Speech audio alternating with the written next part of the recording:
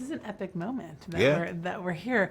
For you, kind of, what does it mean, kind of having the trilogy come to the end and then even the greater of the 9 films?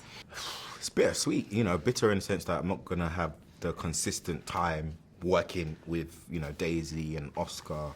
But the sweetness of it is what's next, you know, as well as for these characters, as well as for me in real life. It's kind of like looking to the distance and thinking, you know, where could this possibly take us, you know? And I guess that in itself, it makes it quite an exciting time, but it's definitely just like bittersweet. It's bittersweet.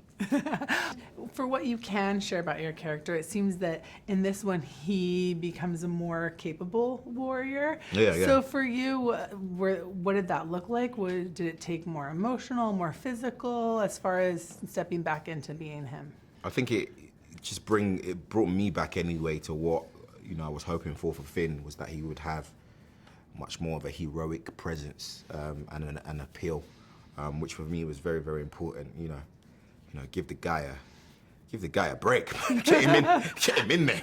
You know, Poe too. You know, get him out of cockpit, please. Get these men in the active zone and get them on guard so we can back our girl up. And I always wanted to see the gang together too. So, you know, that those differences are very, very special.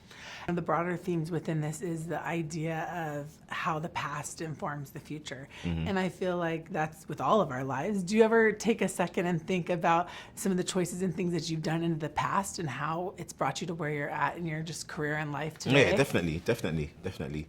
I always decode stuff like that.